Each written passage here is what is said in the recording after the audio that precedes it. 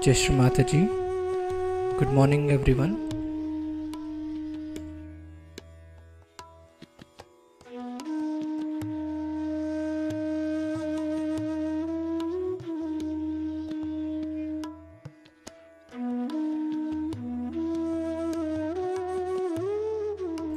Let us all bow down to Shri Mataji, raise our Mother Kundalini and put Bandhan.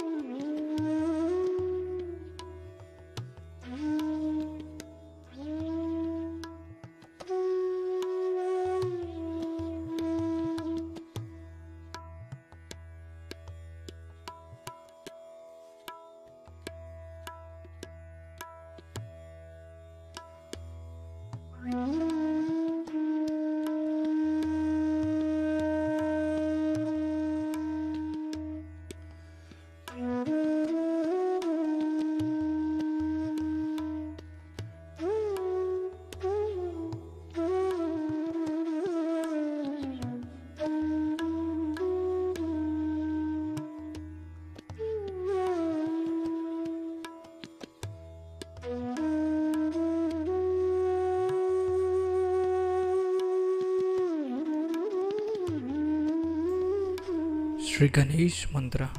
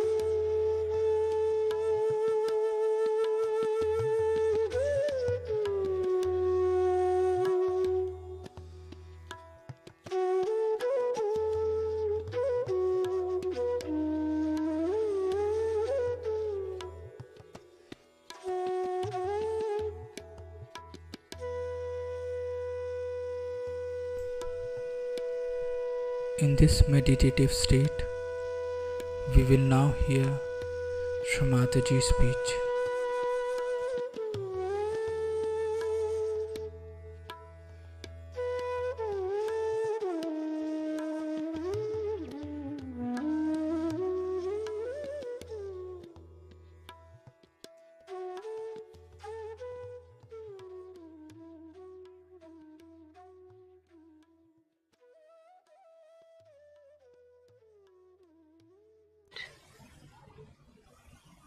are part and parcel of Sahaja Yoga. They cannot be separated from this to that.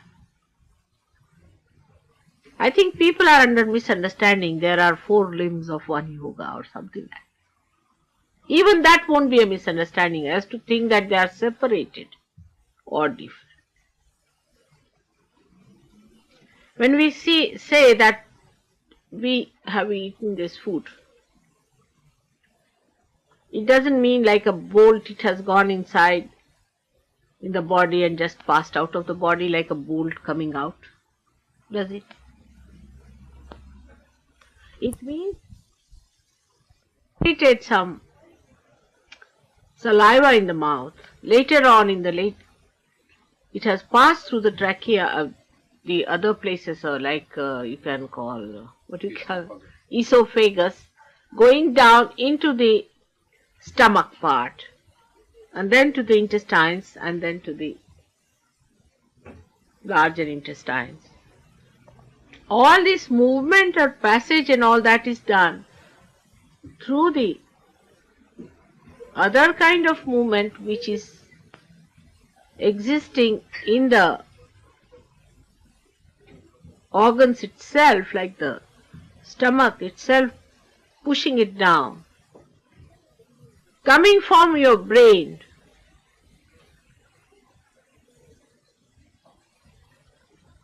The sympathetic and the parasympathetic coming into play and working it out. It's a big system and organization that is working out. Now, if you want to separate it, that digestive system is different, respiratory system is different, and your heart system is different, or some other brain system is different, or nervous system is different. I mean, you can't take it out like that, a brain hanging on one side and your digestive system hanging on the other.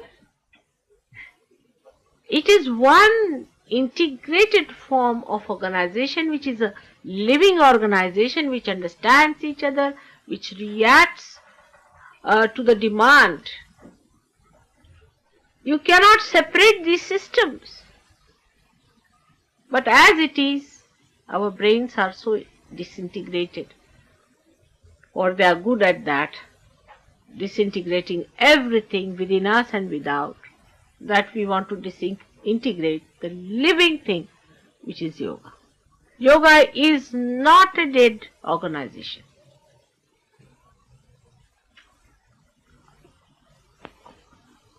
It's a living process. Absolutely a living process. When it is a living process, you cannot do anything about it, so it is sahaja. At the most, you can a little bit shift it here and there and push it around and all that. If a tree is coming up, like in Japan, they want to give it a shape, then they'll cut one branch first and bend it a little more, then cut another one, then bend it this way, that way, and give it a shape.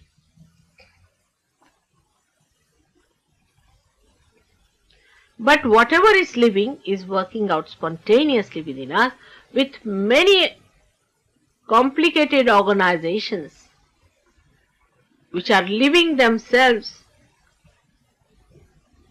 and are aware of what they are doing.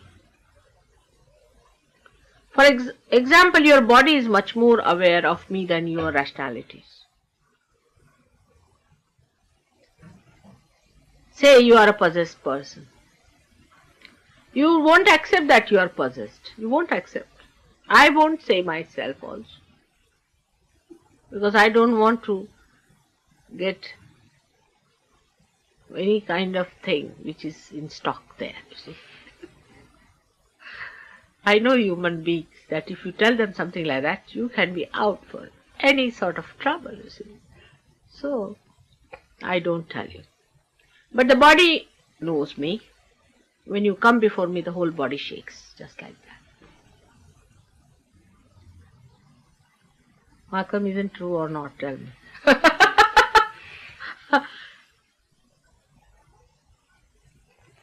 Because it is a living body, it knows me. It's not a dead body.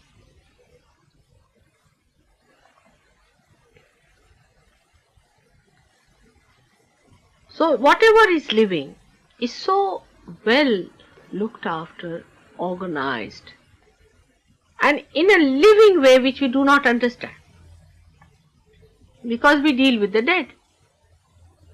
Supposing I have to start this instrument, then I know there must be a chord, I have to put it to that means and that it works out. And I always say Sahaja Yoga is like that, you just take out your chord and put to the means. I say like that. But do you think it is that simple? Do you believe that?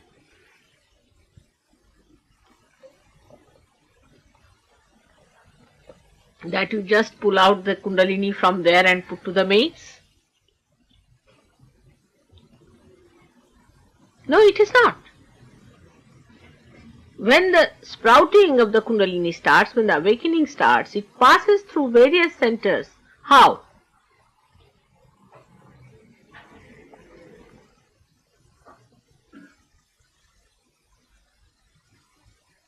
How will you explain a Kundalini which is at the base end of your spinal cord rising upward?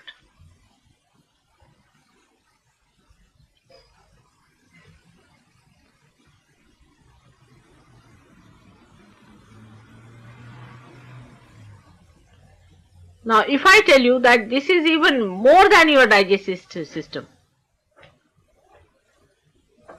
that the Kundalini, which is an energy as we call it, is the one that thinks, understands and loves you and knows each and everything about you in this life and life before.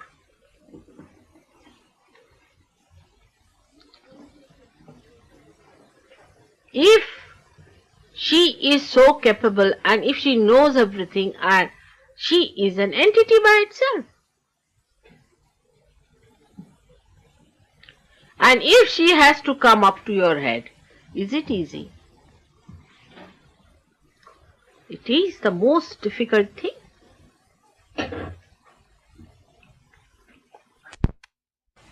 If you have a stone lying somewhere, you can pick it up and throw it wherever you like, isn't it? Very simple.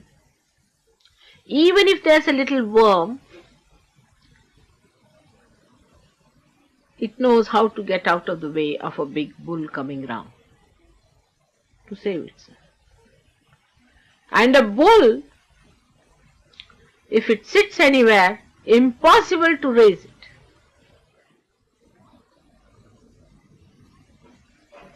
You try your level best. We have some very drastic methods for that in India. You have to burn some chilies, red chilies, and put that smoke into the nose of a bull like that. Then only the bull would rise. Otherwise you try anything, it won't rise. It would be sitting and settling itself nicely on the ground. So you come across such bulls also.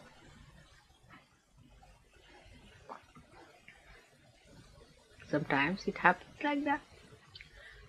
But to make this Kundalini which thinks, understands, is an individual mother of an individual which has been born with you all the time,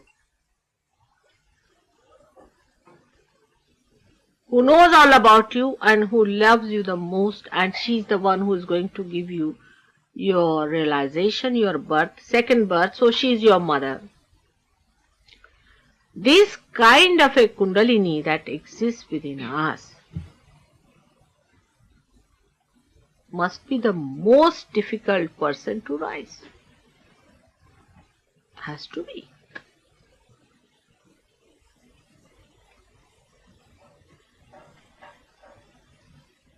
That's why people say Kundalini raising is very difficult. Is correct. So one has to find out the methods of how to make the bull rise.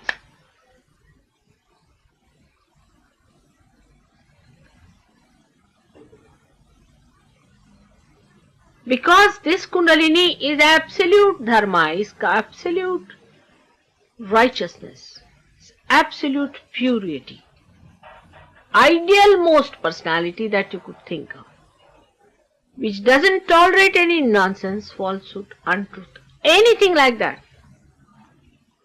She is Nirmala, you can call her.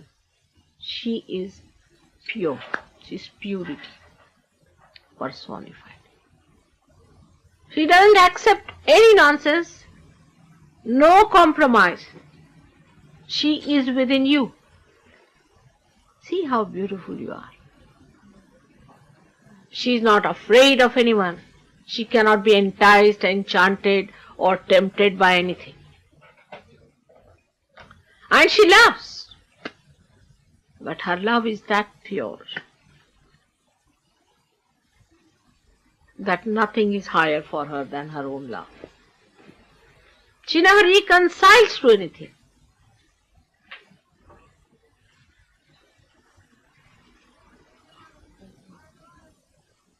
And she's the one who is going to give you your self-realization.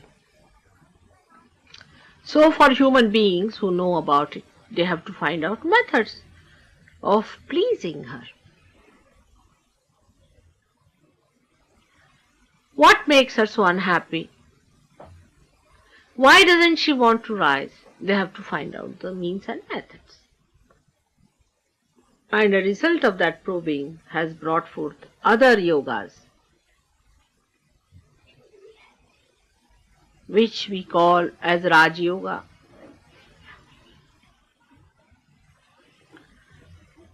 Or they call it as Hatha Yoga. What is the third one you call it? What? Kriya Yoga.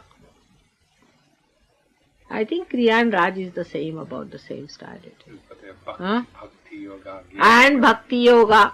And Jnana Yoga. And Karma Yoga.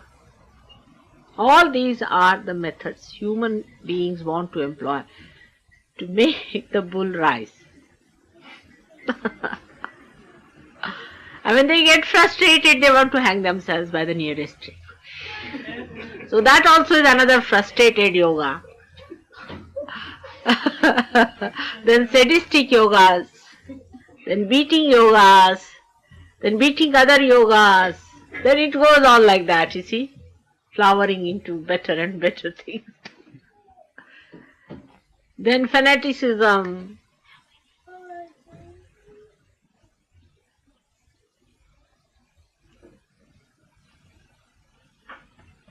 Because human beings find it difficult to sit still. You see, they get a challenge. Oh, this bull doesn't rise. All right, I'll make it rise.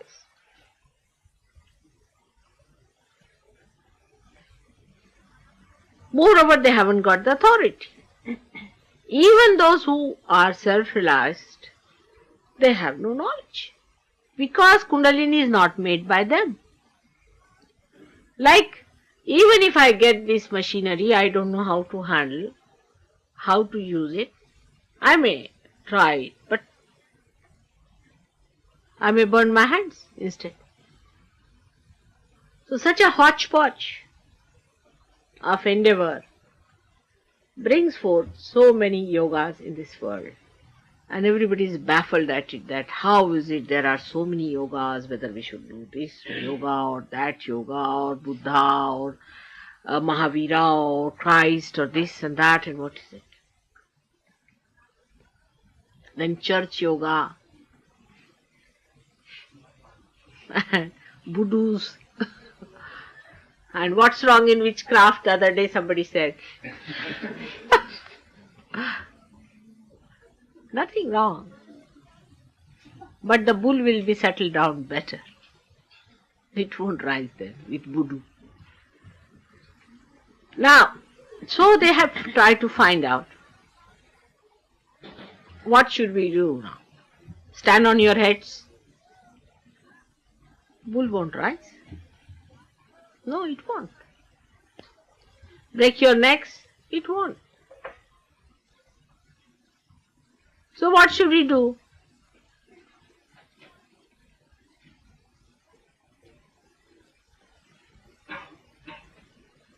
So, we should know what is a Kundalini that is within us.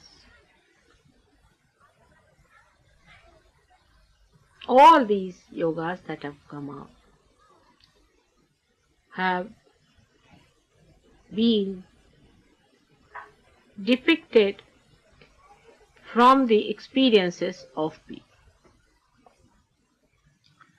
Because some people, when they tried to raise the Kundalini, so-called, say they started jumping. So they said, let us jump and the Kundalini will rise. Then some people started taking out their clothes, maybe, some sort of a funny thing like that. They felt heated up. So people thought, let us take out our clothes and we'll find God.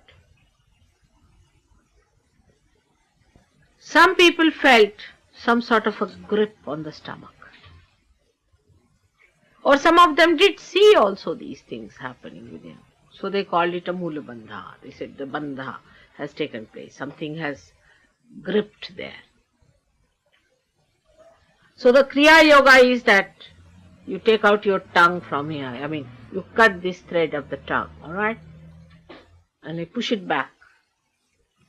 Here. Touch this tip of the tongue. Here. Normally they are wagging with that. It goes on. Push it back here. At the Vishuddhi center. They think Vishuddhi is here. You see, the problem is they think the Vishuddhi is here. So they push back here. And they think that they will achieve the raising of the Kundalini by tickling this portion. It is just the other way around we are trying, you see. The effect cannot reach the cause. You have to go to the root of the cause to come to the effect. Do you see my point?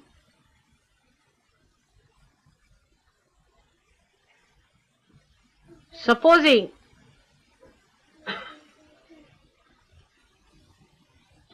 the Vishuddhi chakra, which is here, a very subtle center behind, is spoiled.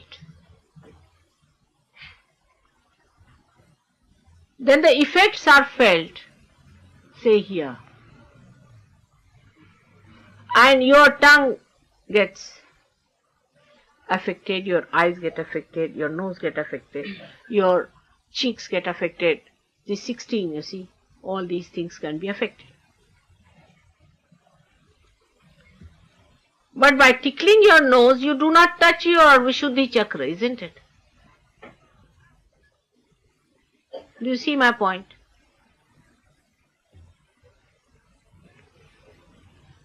For example, something goes wrong at the center from there where the electricity is coming here. By tickling this here, you cannot cure that one there. You have to go to the roots. Or on a tree, you find a fruit.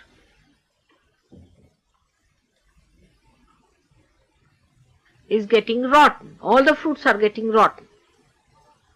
So by treating the fruit, can you treat the disease?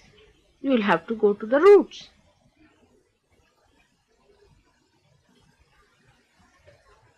So these people, when they saw all these things happening to human beings, they formed different types of methods. All are wrong and all are right. Try to understand. It's very simple. After realization, all of them are right. Before realization, all of them are wrong. Before your car starts, if you start turning the brake or using the wheel, you are spoiling the car. When the car has started and you know how to drive and you have become a master of driving, then everything is right.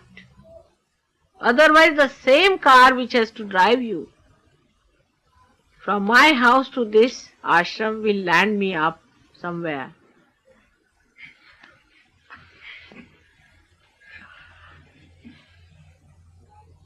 In the same way, the same thing before realization has no meaning. After realization only you start understanding. So let us take the case of Hatha Yoga.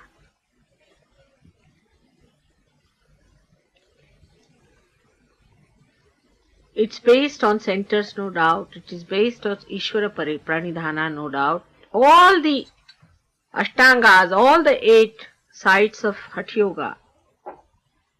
See, from human point of view, I am saying.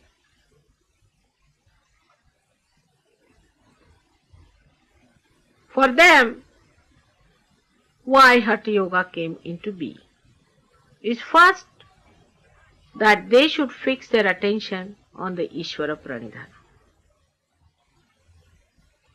Means they must fix their attention into the existence of God. Not blind faith, but to understand that there is God, so that you humble down yourself.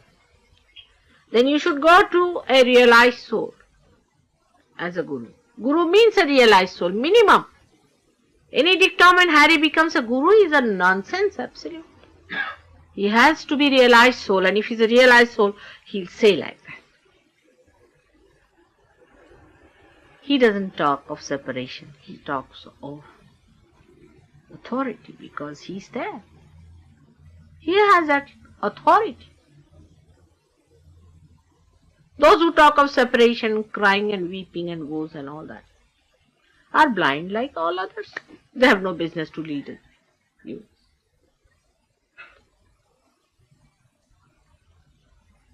There's no humility about it. I mean, if I have a red shawl, I should say I have a red shawl. What is there to feel humble about it?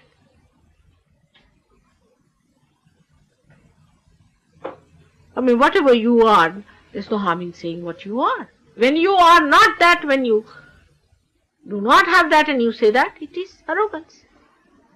But when you are there, you have to say. That's why Christ said, I am the light, I am the path.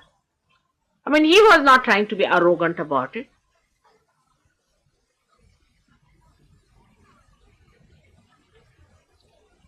What is there to feel bad about it?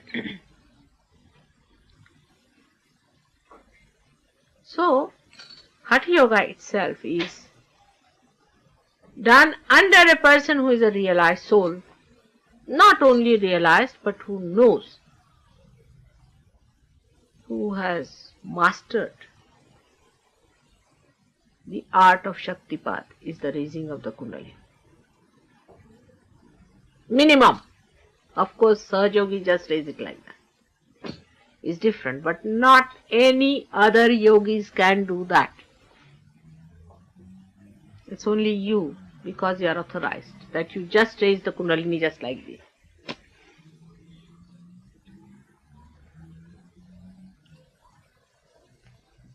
So what these Hatha Yogis have done is that boiled it down to only physical sense. So you have to have Ishvara Pranidhana, Yama Niyama. That too before 25 years of age you have to discipline yourself in a way that you should understand what is right and what is wrong. Now those who have done all the wrongs of the world before they are 15 years of age, now at the age of 25 they are trying to learn what is Yama and Niyama. How can you do it? Tell me now. Completely. At the most you can ask for insurance if you have paid for it. But how do you expect a car to come out absolutely factory from the factory as if it's absolutely new? A horse which is being completely mutilated cannot run a race, isn't it? That would be maddening.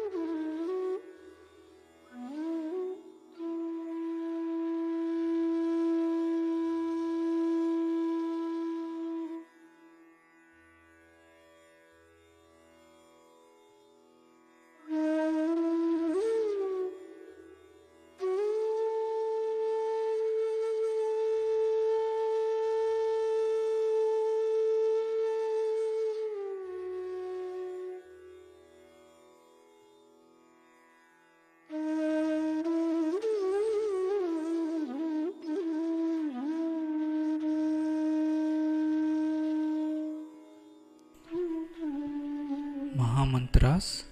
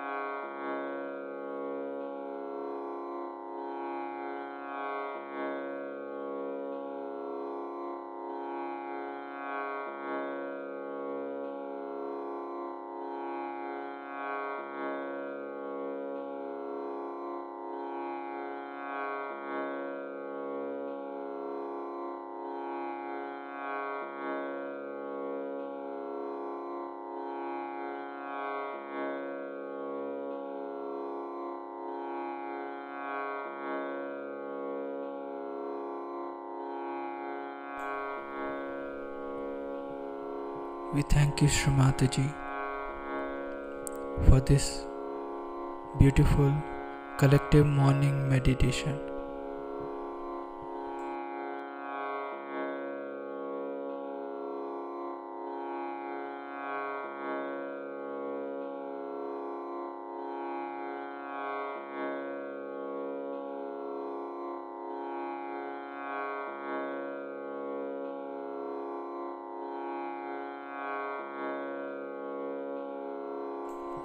Let us all bow down to Shri Mataji, raise our Mother Kundalini and put Bandhan.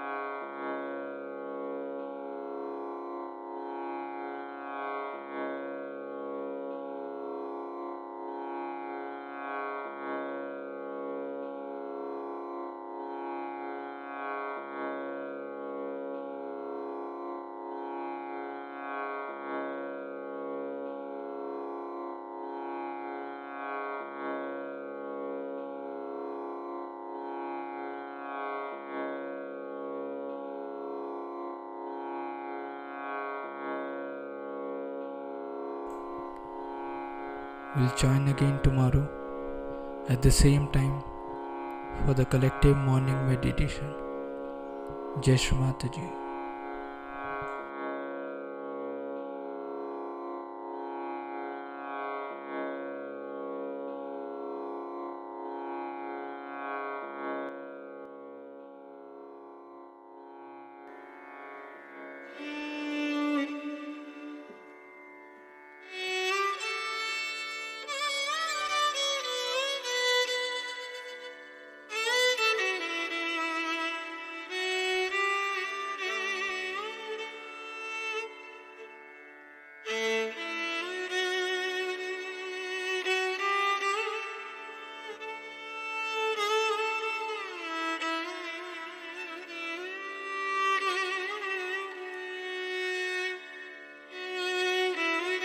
Thank you.